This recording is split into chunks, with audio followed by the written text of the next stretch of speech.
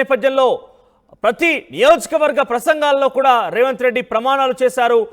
దాదాపుగా 2 లక్షల రుణమాఫీ చేయకపోతే ప్రభుత్వం మీద అబాసు పడే అవకాశం ఉన్న నేపథ్యంలో 2 లక్షల రుణమాఫీ విషయంలో రేవంత్ సర్కార్ తీవ్ర కసరత్తు చేస్తోంది. ఎక్కడి నుంచి నిధులు సమకూర్చుకోవాలి, ఏ రకంగా సమకూర్చుకోవాలని ఒకవైపు, మరోవైపు ఈ రుణమాఫీలో ఎంతమందికి లబ్ధి చేకూరబోతోంది, ఎన్ని రకాలుగా దీనిలో రైతులకు సంబంధించి రుణమాఫీ చేయాల్సి ఉంటుందన్న రకంగా పూర్తి స్థాయి ప్రణాళికలు రూపొందిస్తున్నారు. వివిధ అన్ని అంశాలు కూడా క్రోడీకరించి దీనికి సంబంధించి ఒక్కొక్కటిగా బయటికి చూస్తే కనుక అందరూ షాక్ అవ్వాల్సిన పరిస్థితి. ఎందుకంటే అధికారులకు సంబంధించి కొత్త కొత్త ప్రతిపాదనలు తయారు చేస్తున్నారు. అర్హులైన వారికి మాత్రమే రుణమాఫీ అంటూ కూడా చెప్తున్నారు. ఇటీవల కాలంలోనే ఎంపీ ఎమ్మెల్యేలుగా, ప్రజాప్రతినిధులుగా, ప్రభుత్వ ఉద్యోగులుగా ఆదాయ పన్ను అంటే ఐటీ కడుతున్న వారికి కూడా దీంట్లో అవకాశం ఉండకపోవచ్చు. సో కేవలం సామాన్య పంట పండించేటువంటి రైతులకు మాత్రమే ఇందులో అర్హత ఉండే అవకాశం ఉంది. ఇక సరికొత్తగా మరొక అంశం చూస్తున్నాం. సర్వరోగ నివారణ చందంగా రేషన్ కార్డు అన్నింటికి చాలా మూలం, అన్నిటికీ కూడా రేషన్ కార్డు తప్పనిసరి అన్నగా కాంగ్రెస్ పార్టీ ప్రభుత్వం మొదట్లోనే చెప్పింది. సో ఈ రుణమాఫీ విషయంలో కూడా రేషన్ కార్డు కీలకం కాబోతోంది. రేషన్ కార్డు ఉన్నవారికి మాత్రమే ఇందులో అవకాశం లభించబోతోంది. మరోవైపు 6 లక్షల మందికి పాస్ పుస్తకాలు లేవు, అయినప్పటికీ రైతు బంధు అందుతోంది. ఇప్పటివరకు రాష్ట్ర వ్యాప్తంగా 66 లక్షల కుటుంబాలకి ఈ రైతు బంధు సాయం అందుతోంది. అయితే 6 లక్షల మందికి దీంట్లో పాస్ పుస్తకాలు లేకపోయినప్పటికీ రైతు బంధు సాయం అందిస్తున్నారు. సో ఈ నేపథ్యంలోనే ఒకవేళ కనుక కేవలం పాస్ పుస్తకాన్ని కూడా ఒక నిబంధనగా తీసుకున్నట్టయితే, రుణమాఫీలో ఒక అంశంగా జోడించినట్టయితే, ఇటు రేషన్ కార్డ్ అటు పాస్ పుస్తకం రెండు ఉన్నవారికి మాత్రమే, రైతులకి ఉన్నటువంటి రైతులకు మాత్రమే రుణమాఫీ ఉండబోతుందని ఒక ఆంక్ష కనుక విధిస్తే డెఫినెట్గా మరొక 6 లక్షల మంది పాస్ పుస్తకం లేని వాళ్ళు, రేషన్ కార్డుకి సంబంధించి మరో సంఖ్య అంటే సుమారుగా అటు ఇటుగా 60-70% వారికి మాత్రమే కొంత అర్హత లభిస్తుంది. మరి అందులో కూడా ఎంతమందికి ఎన్ని విడతల వారీగా చేస్తారని ఒక అనుమానాలు, అనేక సందేహాలు ఉత్పన్నమవుతున్నాయి. ఇదే కనుక కొనసాగితే డెఫినెట్గా కాంగ్రెస్ పార్టీ ప్రభుత్వం కొంత అబాస్ పలక తప్పదు. మాట్లాడదాం. ఇదే అంశానికి సంబంధించి ప్రతినిధి మధు ఫోన్లో సిద్ధంగా ఉన్నారు. మధు, రుణమాఫీకి రోజొక అంశం తెర మీదకి వస్తుంది, ఒక్కో రోజు ఒక్కో కీలకమైన అంశం బయటకు వస్తున్నారు. ఇవన్నీ కూడా చూసిన తర్వాత రైతులు ఇన్ఫాక్ట్ షాక్ అవుతున్న పరిస్థితి. సో తాజాగా పాస్ పుస్తకాలు, రేషన్ కార్డు తప్పనిసరి అంటూగా వస్తున్న వార్త మీద అప్డేట్స్ ఏంటి? ఎగ్జాక్ట్లీ, అత్యంత ప్రతిష్టాత్మకంగా మొన్న పార్లమెంట్ ఎన్నికల్లో దీనిపైన ప్రచారం నిర్వహించింది కాంగ్రెస్ పార్టీ.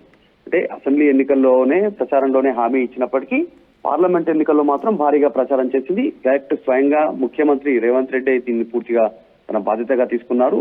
ప్రతి బహిరంగ సభలో, ప్రతి నియోజకవర్గంలో, పార్లమెంట్ నియోజకవర్గంలో ఆయన దీన్ని ప్రస్తావిస్తూ ఛాలెంజ్లు, తర్వాత దీనికి సంబంధించినటువంటి ప్రతి ఛాలెంజ్ల పైన దీనిపైన భారీగా ప్రచారం నిర్వహించారు. ఆగస్టు 15 లోపల రైతుల రుణమాఫీ, 2 లక్షల రుణమాఫీ, అది కూడా డిసెంబర్ 2023 డిసెంబర్ 9వ తారీఖు వరకు ఎవరైతే రైతులు రుణం తీసుకున్నారో వారందరికీ ఒకటే దఫాలో రుణమాఫీ చేస్తామనేటువంటిది ప్రభుత్వం హామీ ఇచ్చింది. ఈ అంశానికి సంబంధించి ఇప్పటికీ కసరత్తు కొనసాగుతా ఉంది.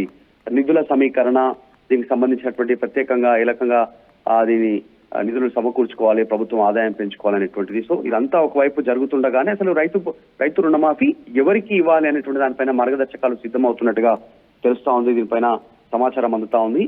ఆదాయ పన్ను అంటే ఐటీ రిటర్న్స్ ఎవరైతే ఫైల్ చేస్తా ఉన్నారో వారిని దీని నుంచి మినహాయించేటువంటి అవకాశం ఉంది. ప్రభుత్వ ఉన్నత ఉద్యోగులను, తర్వాత ఆల్రెడీ దీనికి రైతుకు పాస్బుక్ సంబంధించినటువంటి వారికి, తర్వాత రేషన్ కార్డు ఉన్నటువంటి వారికి ఇవ్వాలి, మిగతా అందరినీ ఎక్స్క్యూజ్ చేయాలి దీంట్లో నుంచి అనేటువంటి ఒక ఆలోచన చేస్తా ఉంది ప్రభుత్వం. ఎంపీలు, ఎమ్మెల్యేలు, పెద్ద స్థాయిలో ఉన్నటువంటి ప్రజా ప్రతినిధులని దీని నుంచి మినహాయించాలనేటువంటి ఒక అభిప్రాయాన్ని కూడా ప్రతిపాదించినట్టుగా సమాచారం అందుతా ఉంది. మొత్తానికైతే 2 లక్షల రైతు రుణమాఫీకి సంబంధించి ప్రభుత్వం కసరత్తు చేస్తూనే దీనికి కోత విధించేటువంటి దిశగా అడుగులు వేస్తా ఉంది. అనుకున్నట్టుగా రైతులు ఎవరైతే రుణం తీసుకున్నారో 2 లక్షల రుణమాఫీ వారందరూ దీంట్లో అర్హులయ్యేటువంటి అవకాశం ఉండకపోవచ్చు అనేటువంటిది చర్చ జరుగుతా ఉంది. దానికి రేషన్ కార్డు, పాస్బుక్లు, వారి ఆర్థిక స్థితిగతులు వీళ్ళన్నీ దృష్టిలో పెట్టుకుంటున్నారు. ఒకవేళ కనుక అదే రైతు గతంలో కనుక ఐటీ రిటర్న్ చేసినా, ఆ ఇంట్లో ఆల్రెడీ రైతు పేరిట అంటే గవర్నమెంట్ ఉద్యోగి అయి ఉండి రైతే అయి ఉండి వ్యవసాయం చేస్తూ కూడా ఆయన ఐటీ రిటర్న్ ఫైల్ చేసినా వీరందరూ అనర్హులుగా మిగిలిపోయేటువంటి అవకాశం ఉంది. మరొక 2-3 రోజుల్లో దీనికి సంబంధించిన దానిపైన ఒక క్లారిటీ దిశగా ప్రభుత్వం నిర్ణయం తీసుకుంది. ఆల్రెడీ ఇది ఇప్పుడు ఆగస్టు 15 లోగా అంటున్నారు కాబట్టి దీనిపైనే ప్రత్యేకంగా దృష్టి పెడతా ఉన్నారు. లబ్ధిదారులు ఎంతమంది అనేటువంటి దానిపైనే ఇప్పుడు కసరత్తు కొనసాగుతా ఉంది. ఇప్పుడు ఉన్నటువంటి మొత్తం 66 లక్షల మంది లబ్ధిదారులు ఉంటే దీంట్లో 2 లక్షల రైతు రుణమాఫీ పొందేటువంటి అర్హులైనటువంటి రైతులు ఎంతమందిని గుర్తిస్తారు, ఎంతమంది ఫిల్టర్ అవుతారు, అసలైనటువంటి లబ్ధిదారులు ఎంతమంది అనేటువంటి దానిపైన చర్చ కొనసాగుతా ఉంది. ఈ రోజు అందుతున్నటువంటి సమాచారం ప్రకారం రైతు రుణమాఫీ ఆగస్టు 15వ లోపల అందరికీ ఆ రైతు రుణమాఫీ చేయడం అనేటువంటి సాధ్యమయ్యేటువంటి విషయం కూడా కనిపించట్లేదు అనేటువంటిది చర్చ జరుగుతా ఉంది. దఫాలుగా ఒక స్టేజ్ వైజ్ గా రైతు రుణమాఫీని క్లియర్ చేయడానికి ప్రభుత్వం సిద్ధమవుతోంది. దానికి సంబంధించిన నిధుల సమీకరణ చేస్తా ఉన్నటువంటి పరిస్థితి చూడాలి. దీనికి సంబంధించి మరికొంత పూర్తి స్థాయి క్లారిటీ రావాల్సినటువంటిది. కాంగ్రెస్ అధికారంలో వచ్చినప్పటి నుంచి పరిగణలోకి తీసుకుంటే ఇప్పటి వరకు మరి దీనిపైన చర్చ అయితే కొనసాగుతోంది. 2 ఎన్నికలు అయిపోయాయి. అసెంబ్లీ, పార్లమెంట్ అయిపోయిన తర్వాత స్థానిక సంస్థల ఎన్నికల ముంగట ఇది చాలా ప్రభావం చూపే అవకాశం ఉంది. రైతులకు సంబంధించి గ్రామీణ స్థాయిలో భారీగా రైతాంగం దీనిపైన దృష్టి పెట్టే అవకాశం ఉంది, చర్చించే అవకాశం ఉంది. కాబట్టి ప్రభుత్వం ఎలాంటి నిర్ణయం తీసుకుంటుంది చూడాలి. కాకపోతే పూర్తి స్థాయి చర్చ చేసిన తర్వాతనే దీనిపైన ఒక అధికారిక ప్రకటన ప్రభుత్వం బయటికి వెలిబుచ్చే అవకాశం కనిపిస్తా ఉంది.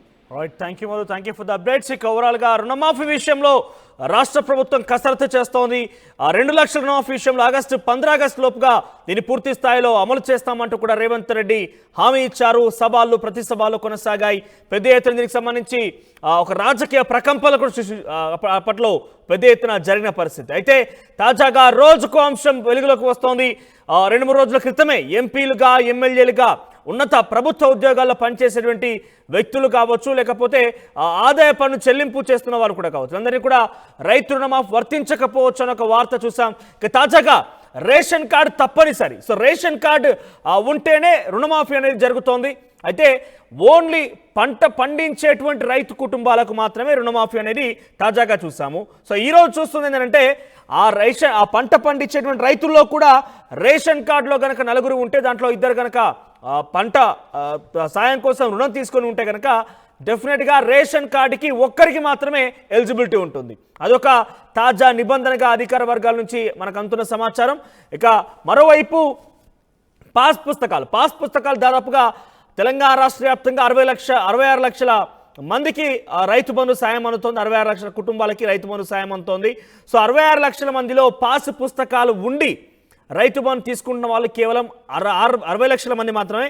పైనటువంటి ఆ 6 లక్షల మంది కూడా వితౌట్ పాస్బుక్, వాళ్ళకి పాస్ పుస్తకాలు లేవు కానీ రైతు బంధు సాయం అందుతోంది. అయితే కేవలం పాస్ పుస్తకాలు ఉన్న వారికి మాత్రమే అని ఒక నిబంధన కనుక జోడిస్తే దాంట్లో మరొక 6 లక్షల మందిని కూడా తీసివేసే అవకాశం ఉంటుంది. సో ఓవరాల్గా 60 లక్షల మందికి మాత్రమే రుణమాఫీ వర్తించే అవకాశం ఉంది. 60 లక్షల మందిలో ఇంకా కూడా రేషన్ కార్డు నిబంధన కనుక పర్ఫెక్ట్గా అమలు చేస్తే కనుక కుటుంబానికి ఒక్కరే అనే ఒక నిబంధన కనుక అమలు చేస్తే అది మరింతగా తగ్గే అవకాశం ఉంది. సుమారుగా 60 నుంచి 70% వరకు మాత్రమే తగ్గే యొక్క కుదించే అవకాశం రుణమాఫీ విషయంలో.